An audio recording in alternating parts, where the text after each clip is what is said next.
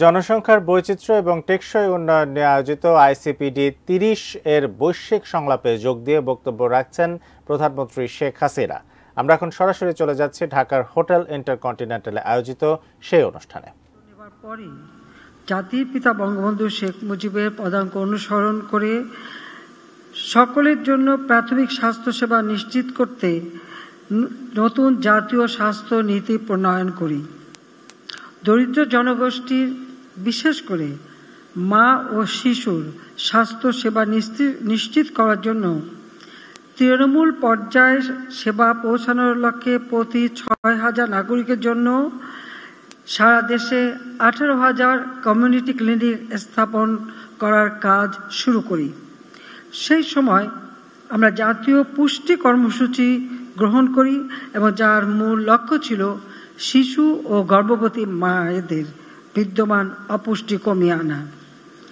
নারী উন্নয়ন ও ক্ষমতায়নেও আমরা বিশেষ উদ্যোগ গ্রহণ করি। নারী ও পুরুষের মধ্যে অসমতা দূরীকরণ, নারী শিক্ষার বিস্তার ও অর্থনৈতিক কর্মকাণ্ডে তাদের অংশগ্রহণ বৃদ্ধি করার ক্ষেত্রেও ছিল আমাদের আন্তরিক প্রয়াস।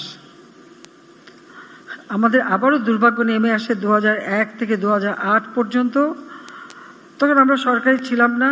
২০০৮-১ যে সরকার এসেছিল বিএনপি জামাত জোট, তারা আমার কমিউনিটি ক্লিনিক সব বন্ধ করে দেয়। আমাদের দেশের মানুষ যে প্রাথমিক স্বাস্থ্য সেবাটা পাবে সে সুযোগটাও বন্ধ হয়ে যায়। এর ফলে আমাদের জনসংখ্যা উন্নয়ন ও সুষ্ঠু ব্যবস্থাপনায় একটা স্থবিরতা নেমে আসে। ২০০৯ সালে জনগণের বিপুল ভোটে নির্বাচিত হয়ে পুনরায় আমরা সরকারে আসি এবং দায়িত্ব পাওয়ার পরপরই আমরা আইসিপিডি প্রোগ্রাম অব অ্যাকশনের ১৫টি মূল নীতি বাস্তবায়নে জাতীয় জনসংখ্যা নীতি ২০১২ প্রণয়ন করি।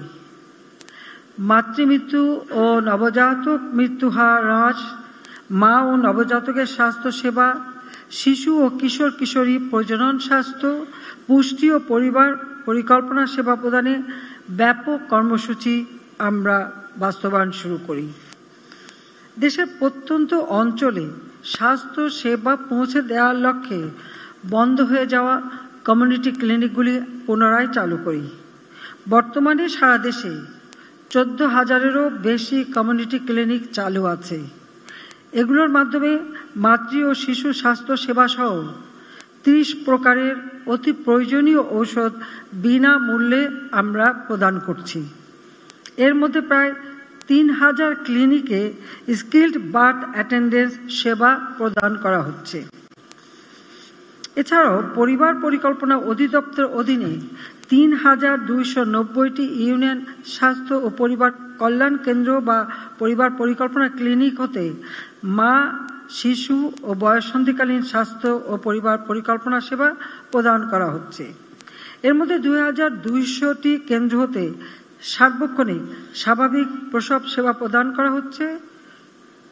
প্রসূতি সেবা প্রদানের জন্য এসব কেন্দ্রে ৪ জন করে ধাত্রী নিয়োগের পরিকল্পনাও গ্রহণ করা হয়েছে।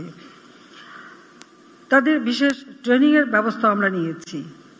২০১০ সালে জাতিসংঘ সদর দপ্তরে আয়োজিত এক অনুষ্ঠানে আমি ৩০,০০০ ধাত্রী নিয়োগের অঙ্গীকার করেছিলাম। এর ধারাবাহিকতায় প্রায় ২০,০০০ ধাত্রী ইতিমধ্যে আমরা নিয়োগ দিতে সক্ষম হয়েছি। বাকিও আমরা পর্যায়ক্রমিকভাবে দিয়ে দেব।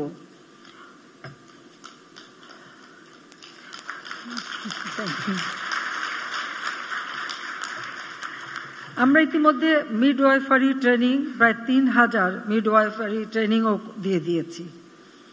ভদ্রমহিলা মহোদয়গণ, মাতৃ স্বাস্থ্য সেবায় জরুরি প্রসূতি সেবা নিশ্চিত করতে ফ্রি অ্যাম্বুলেন্স সেবা চালু করা হয়েছে। মা টেলিহেলথ সার্ভিসের মাধ্যমে প্রসূতি মায়ের গর্ভকালীন ও প্রসব পরবর্তী সেবা প্রদানের জন্য উদ্যোগ গ্রহণ করা হয়েছে।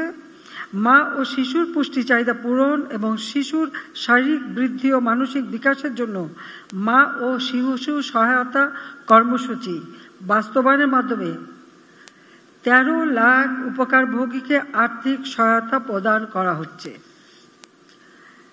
সরকারি বেসরকারি অফিস আদালত, ব্যাংক, বিমা, শপিং মল, রেল স্টেশন সহ বিভিন্ন জায়গায় ব্রেস্ট ফিডিং কর্নার স্থাপন করা হচ্ছে। একই সঙ্গে সরকারি বেসরকারি প্রতিটি কর্মস্থলে শিশু দিবাযত্ন কেন্দ্র স্থাপনেরও নির্দেশনা প্রদান করা হয়েছে এবং গার্মেন্টসগুলিতে শিশু দিবাযত্ন কেন্দ্র দেওয়া হয়েছে।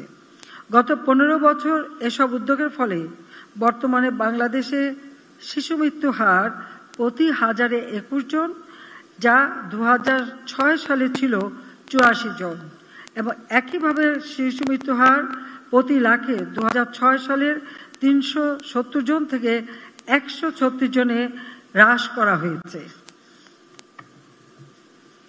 সুধীবৃন্দ, ২০১৪ সালে লন্ডন গার্লস সামিটে আমি বাংলাদেশকে ২০৪১ সালের মধ্যে বাল্য বিবাহ মুক্ত করার ঘোষণা দিয়েছিলাম।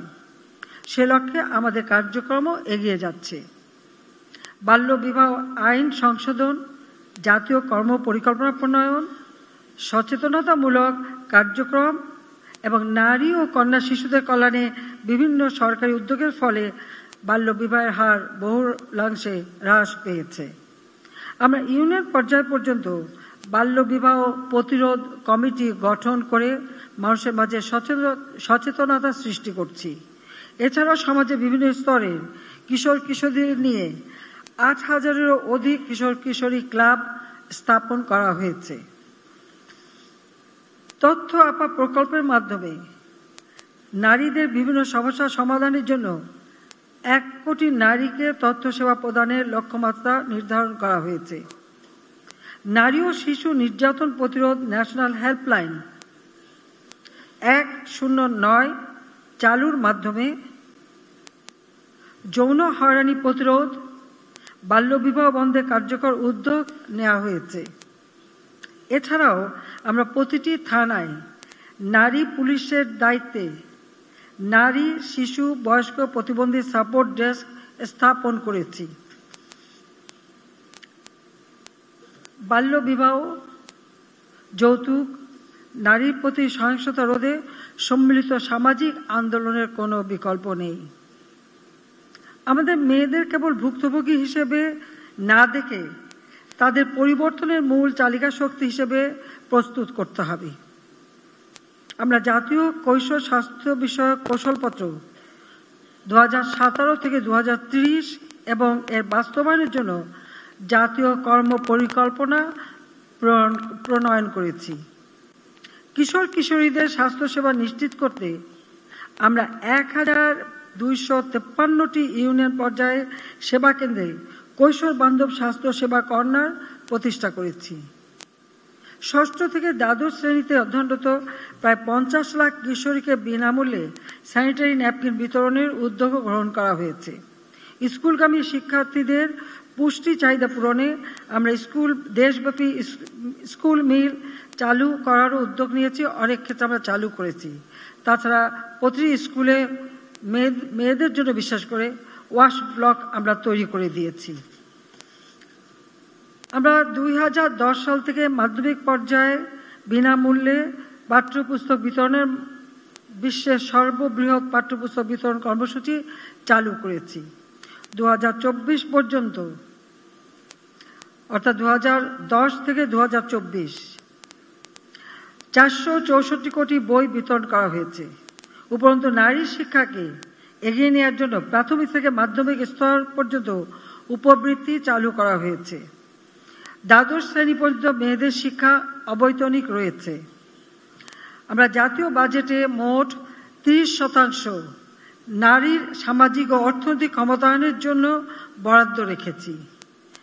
বেইজিং ঘোষণা ও কর্মসূচির সঙ্গে সামঞ্জস্য রেখে জাতীয় নারী উন্নয়ন নীতি ও জাতীয় কর্মসূচি পরিকল্পনা বাস্তবায়ন করা হচ্ছে। আমাদের বর্তমানে শ্রমশক্তির ৪২.৬% নারী, যা ২০৩০ সালের মধ্যে ৫০-এ উন্নীত হবে। আইসিটি খাতে ২০২৬ সালের মধ্যে ২৫%, ২০৪১ সালের মধ্যে 50% নারীর অংশগ্রহণ নিশ্চিত করার কার্যক্রম আমরা গ্রহণ করেছি। বিশ্ব অর্থনৈতিক ফোরামের গ্লোবাল জেন্ডার গ্যাপ রিপোর্ট 2023 অনুযায়ী রাজনৈতিক ক্ষমতায়নে বিশ্বে 146টি দেশের মধ্যে বাংলাদেশের অবস্থান সপ্তম এবং এ অঞ্চলে প্রথম। এবারের দ্বাদশ সংসদ নির্বাচনে নারী প্রতিযোগীদের অংশগ্রহণ আগের সাধারণ নির্বাচনের তুলনায় 38.24% বেশি ছিল। সুধীবৃন্দ, আমাদের সরকারের গৃহীত নানাবিধ পদক্ষেপের সুফল হিসেবে 2023 সালে দেশের মানুষের গড় আয়ু বেড়ে হয়েছে 72.3 বছর। বর্তমানে আমাদের মোট জনসংখ্যার 62% হচ্ছে কর্মক্ষম। দেশের বর্তমান মোট জনসংখ্যার 9.29% 60 বয়সী। প্রবীণদের স্বাস্থ্যসেবা, সামাজিক নিরাপত্তা নিশ্চিতকরণে আমরা বিভিন্ন কর্মসূচি বাস্তবায়ন করে যাচ্ছি। 2023 সালে আমরা 58 লক্ষের বেশি প্রবীণ নাগরিকের জন্য বয়স্ক ভাতার ব্যবস্থা করেছি।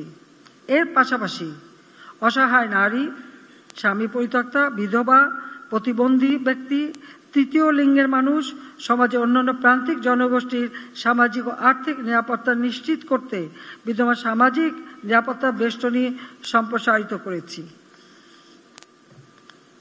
প্রত্যক্ষ বা পরোক্ষভাবে প্রায় 4 কোটি মানুষ সামাজিক নিরাপত্তা বেষ্টনীর আওতায় এসেছে। এছাড়াও আমরা সার্বজনীন পেনশন স্কিম চালু করেছি। 18 থেকে 50 বছর বয়সী যে কোনো নাগরিক এই পেনশন সুবিধা গ্রহণ করতে পারবেন। আমরা ইতিমধ্যে 2021 সালের মধ্যে জাতিসংঘের স্বল্পোন্নত দেশ থেকে উত্তরণের যোগ্যতা অর্জন করেছি। আমাদের ডিজিটাল বাংলাদেশ ভিশন বাস্তবায়ন করেছি। 2041 সালের মধ্যে স্মার্ট বাংলাদেশ গঠনের দিকেও আমরা এগিয়ে যাচ্ছি। স্মার্ট বাংলাদেশ, এর জন্য আমরা 4টি পিলার নির্ধারণ করেছি: smart citizen, smart government, smart economy and smart society. এ লক্ষ্যে আমরা আমাদের জনগোষ্ঠীকে, বিশেষভাবে তরুণ সম্প্রদায়কে আধুনিক প্রযুক্তি জ্ঞান সম্পন্ন দক্ষ জনশক্তিতে পরিণত করার জন্য ব্যাপক বিনিয়োগের উদ্যোগ নিয়েছি। অতি সম্প্রতি আমরা জনসংখ্যা নীতি 2012 যুগোপযোগী করার সিদ্ধান্ত নিয়েছি। নতুন নীতিতে 2041 থেকে 61 পর্যন্ত যে ডেমোগ্রাফিক ডিভিডেন্ড অব্যাহত থাকবে তা কাজে লাগিয়ে জনসংখ্যাকে জনসম্পদে রূপান্তর করার কর্মদক্ষতা সৃষ্টি এবং উন্নয়ন ও কর্মমুখী শিক্ষার প্রসারের উপর আমরা গুরুত্ব আরোপ করছি। শুরু থেকেই Bangladesh ICPD programme of action বাস্তবায়নে দৃঢ়ভাবে প্রত্যয়ী। আমরা চাই সকল দেশ, বিশেষ করে উন্নয়নশীল দেশ, স্বল্পোন্নত দেশ, ক্ষুদ্র দ্বীপ রাষ্ট্রগুলো যাতে ICPDর লক্ষ্যমাত্রাসমূহ অর্জন করতে পারে, সেজন্য UNFPA এর অন্যান্য উন্নয়ন সহযোগীরা আরও কার্যকর পদক্ষেপ গ্রহণে উৎসাহী হবে। জলবায়ু পরিবর্তনের ক্ষতিকর প্রভাবে জনস্বাস্থ্য সহ অন্যান্য স্বাস্থ্য ঝুঁকি থেকে বিশ্বের সকল মানুষের, বিশেষ করে মা, শিশু ও বয়স্ক জনগোষ্ঠীর নিরাপত্তা নিশ্চিতকরণে বৈশ্বিক সহযোগিতা আরও জোরদার করতে বিশেষভাবে দৃষ্টি দেওয়া প্রয়োজন বলে আমি মনে করি। একই সঙ্গে সংঘাত ও রাজনৈতিক কারণে উপদ্রুত বাস্তুচ্যুত জনগোষ্ঠীর দিকে মনোযোগ দেওয়াও অত্যন্ত জরুরি বলে আমি মনে করি। এ প্রসঙ্গে উল্লেখ করতে চাই, বাংলাদেশে আশ্রয় নেওয়া মিয়ানমার থেকে জোরপূর্বক উচ্ছেদকৃত রোহিঙ্গা জনগোষ্ঠী এবং ইসরায়েলের গণহত্যা ও আগ্রাসনের ফলে নিপীড়িত ফিলিস্তিনি জনগণের কথা। বিশেষ করে বিপুল সংখ্যক নারী ও শিশু ফিলিস্তিনে আজ প্রয়োজনীয় চিকিৎসা ও স্বাস্থ্য সেবা থেকে বঞ্চিত। প্রতিনিয়ত জীবন মৃত্যুর সঙ্গে তারা লড়াই করছে। আমি আশা করি জাতিসংঘ সহ অন্যান্য আন্তর্জাতিক সংস্থা সেখানে সকলের জন্য বিশেষ করে নারী ও শিশুর জন্য প্রয়োজনীয় স্বাস্থ্য সেবা নিশ্চিত করতে আরও কার্যকর ভূমিকা পালন করবে। আমরা যুদ্ধ চাই না, শান্তি চাই। কাজে এই সমস্ত সংঘাত বন্ধ হোক, সেটাই আমরা কামনা করি। সুধীবৃন্দ, জনসংখ্যার সুষ্ঠু ব্যবস্থাপনা টেকসই উন্নয়ন লক্ষ্যমাত্রা অর্জনের গুরুত্বপূর্ণ নিয়ামক।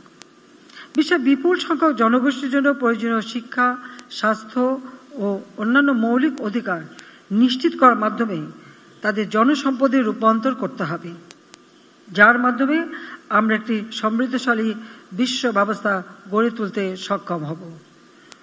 এ লক্ষ্যে সার্বজনীন স্বাস্থ্য সেবা, বিশেষ করে মা ও শিশু স্বাস্থ্য সেবা খাতে আন্তর্জাতিক অর্থায়নের পরিমাণ ও সহজ প্রাপ্যতা নিশ্চিত করার জন্য উন্নয়ন সহযোগী ও আন্তর্জাতিক আর্থিক প্রতিষ্ঠানগুলোর আরও আন্তরিক হতে হবে।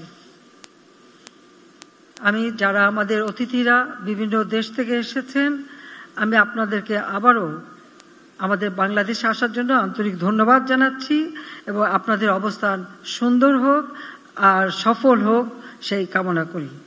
আমি আশা করি ঢাকায় অনুষ্ঠিত বৈশ্বিক সংলাপ সেপ্টেম্বর 2024-এ জাতিসংঘে অনুষ্ঠিত সামিট অব দ্য ফিউচারের জন্য প্রয়োজনীয় সুপারিশ প্রণয়নে সহায়ক হবে। জনসংখ্যা ও উন্নয়নে বিষয়ে আন্তর্জাতিক সম্প্রদায় সামিট অব দ্য ফিউচারের ঘোষণাপত্রে দৃঢ় রাজনৈতিক প্রত্যয় ব্যক্ত করবেন, এই প্রত্যাশা আমার রয়েছে। আমি আপনাদের সবাইকে আবারও আন্তরিক ধন্যবাদ জানাচ্ছি ধৈর্য ধরে আমার বক্তব্য শোনার জন্য। সকলকে ধন্যবাদ। খোদা হাফেজ। জয় বাংলা, জয় বঙ্গবন্ধু। বাংলাদেশ চিরজীবী হোক।